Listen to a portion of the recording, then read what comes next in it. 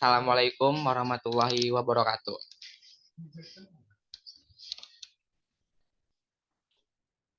Selamat pagi, salam sejahtera bagi kita semua.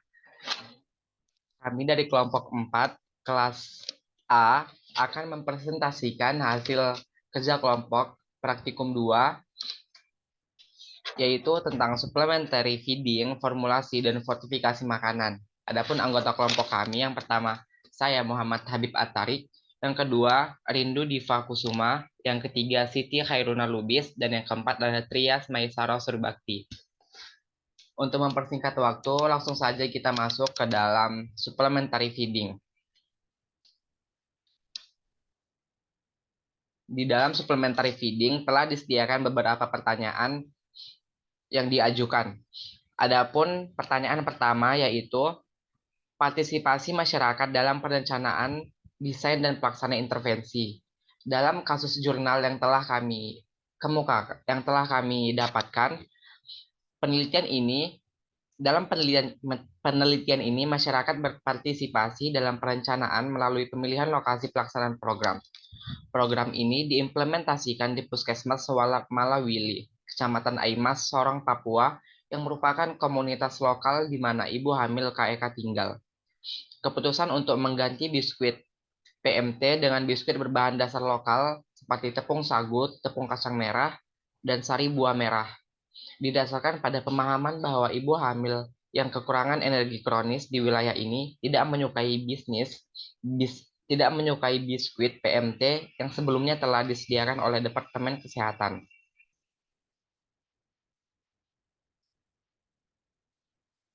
Yang kedua, tentang pemilihan peserta.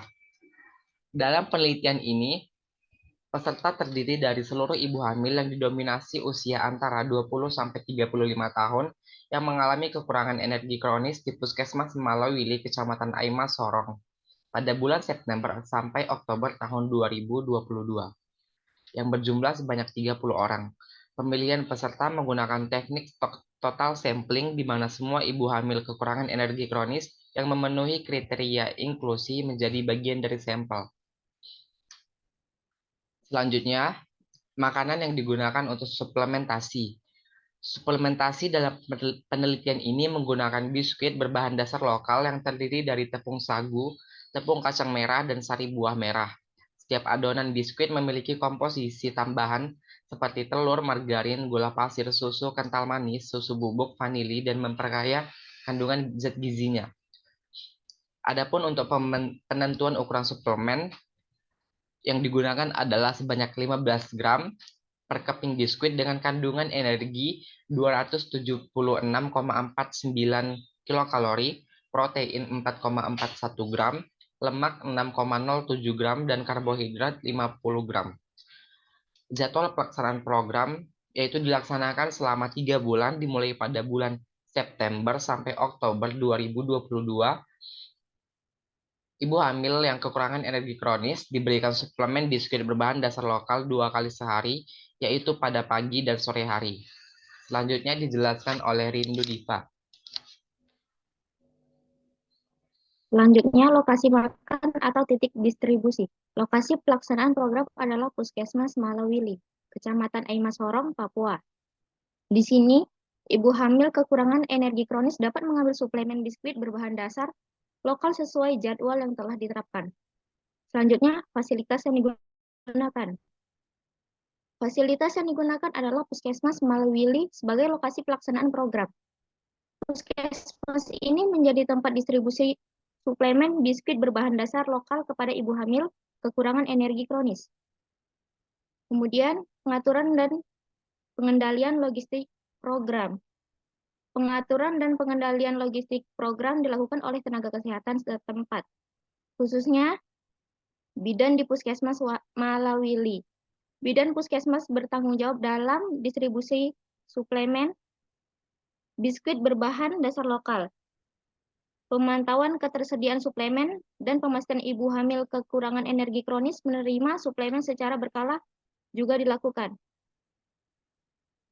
Selanjutnya, perhitungan biaya program. Rincian biaya program tersebut tidak disebutkan dalam jurnal. Namun, biaya program akan mencakup pengadaan bahan-bahan untuk membuat biskuit berbahan dasar lokal, biaya tenaga kesehatan yang terlibat, biaya logistik, dan pemantauan program. Selanjutnya, pengukuran efektivitas. Efektivitas program diukur dengan membandingkan berat badan ibu hamil kekurangan energi kronis sebelum dan setelah diberikan suplemen biskuit berbahan dasar lokal. Hasil penelitian menunjukkan bahwa berat badan sebelum mengonsumsi PMT 44,92% menjadi 49,83%. Terdapat peningkatan berat badan ibu hamil kekurangan energi kronis sebesar 4,91 kilo setelah mengonsumsi suplemen tersebut.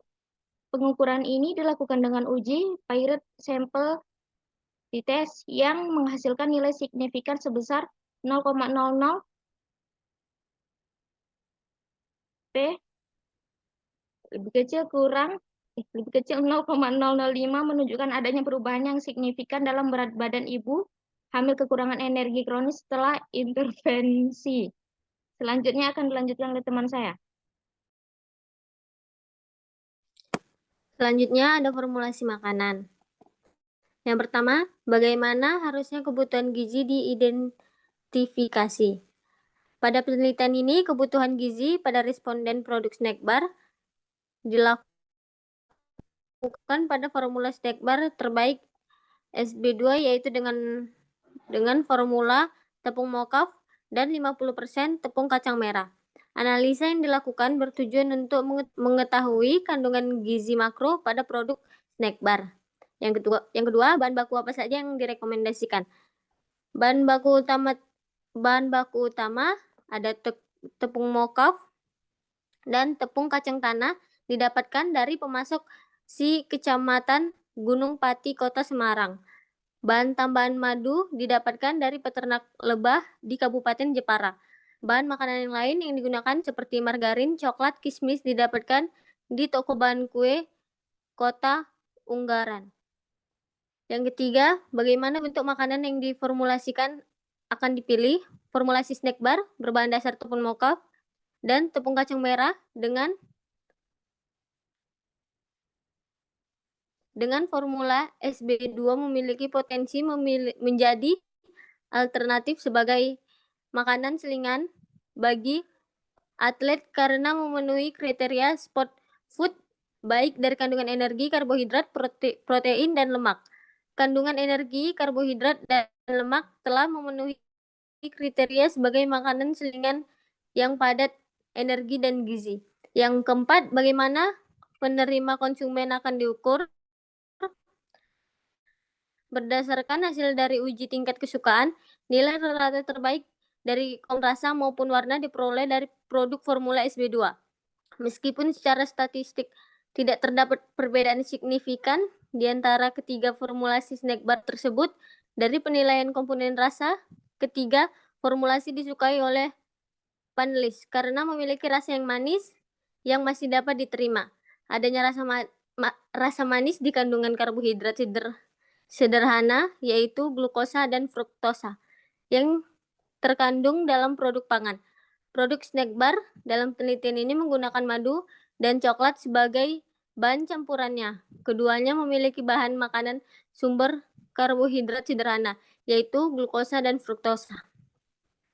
Yang kelima, bagaimana seharusnya makanan diformulasikan, didistribusikan, dipromosikan, dan ditentukan harganya. Makanan ini didistribusikan dan dipromosikan dengan para atlet dan harganya disesuaikan dengan harga jual pasaran.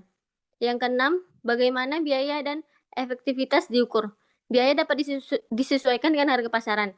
Efektivitas dapat diukur dengan hasil analisis dari bahan makanan yang diformulasikan. Pada penelitian ini didapatkan hasil analisis kandungan karbohidrat pada formula SB2 diketahui 79,17 gram per 100 gram.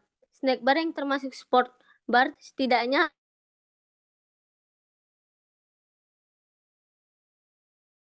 sampai 60 gram. Selanjutnya akan dilanjutkan oleh teman saya Siti Hairuna.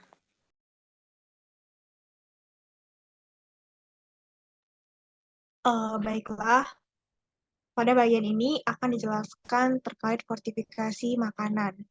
Pada poin pertama yaitu bagaimana seharusnya kebutuhan gizi diidentifikasi. Pada jenis penelitian ini, kebutuhan gizi pada responden wanita usia subur diidentifikasi melalui angka prevalensi anemia, yang dimana dari tanda masalah tersebut dapat ditarik kesimpulannya bahwa kebutuhan gizi yang harus dipenuhi para responden yaitu kebutuhan zat gizi mikro atau zat besi. Lalu pertanyaan poin yang kedua, yaitu berapa banyak fortifikan yang harus digunakan. Pada penelitian ini, jenis bahan makanan yang difortifikasi pada makanan ialah zat besi organik, yaitu kacang hijau dan juga kacang kedelai, serta tambahan jambu merah ke dalam produk jelly drink.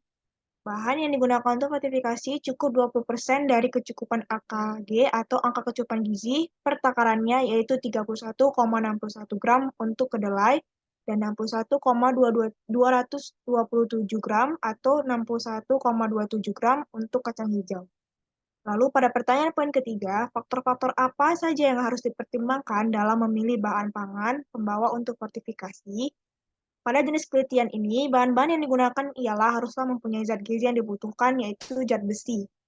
Serta untuk mendapatkan hasil yang baik dari makanan yang difortifikasi, maka diperlukan juga suatu analisis dengan perlakuan yang melebihi satu, agar dapat menentukan formula mana yang layak untuk dikonsumsi, serta selalu melihat cost dan feedback yang dihasilkan agar tidak menjadikan suatu kerugian pada suatu penelitian tersebut.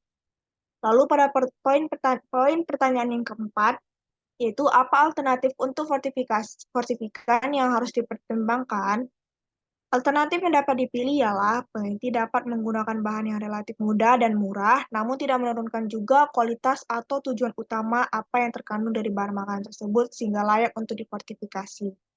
Lalu pertanyaan poin terakhir yaitu poin kelima, bagaimana biaya dan efektivitas diukur? Biaya dapat diukur dari segi harga pasaran bahan makanan yang akan difortifikasi. Jika pasaran pada suatu bahan makanan yang akan difortifikasi mengalami penurunan harga pasar, atau memasuki musimnya, maka bahan makanan tersebut dijadikan pilihan untuk penelitian fortifikasi makanan. Efektivitas dapat diukur pada hasil analisis dan hasil organoleptik dari bahan makanan yang difortifikasi. Jika pada hasil analisis minim kesalahan yang dilakukan, maka bahan makanan yang difortifikasi termasuk kategori yang cukup layak dan efektif untuk dilakukan begitu. Begitu juga dengan hasil organoleptik. Jika banyak responden yang cukup menyukai dari hasil penelitian tersebut, maka dapat dikategorikan berhasil atau layak. Pada penelitian ini didapatkan hasil akhirnya atau uji analisis dan organoleptik, yaitu pada hasil analisa organoleptik, produk guava jelly drink yang disukai oleh panelis yaitu produk guava jelly drink dengan penambahan fortifikan zat besi campuran yaitu kedelai dan kacang hijau. Secara keseluruhan, kandungan zat gizi pada guava jelly drink dengan penambahan fortifikan zat besi campuran dari kedelai dan kacang hijau yaitu sekitar 87,47% air, 0,353% abu, 0,195% lemak, 0,306% protein, serta 11,673% karbohidrat, serta 1.483 ppm zat besi dan 90,78 mg vitamin C. Sekian dari saya kembalikan kepada Habib. Baiklah, cukup sekian hasil persentase diskusi dari kelompok kami. Apabila ada kesalahan dalam persentase, kami minta maaf. Terima kasih. Wassalamualaikum warahmatullahi wabarakatuh.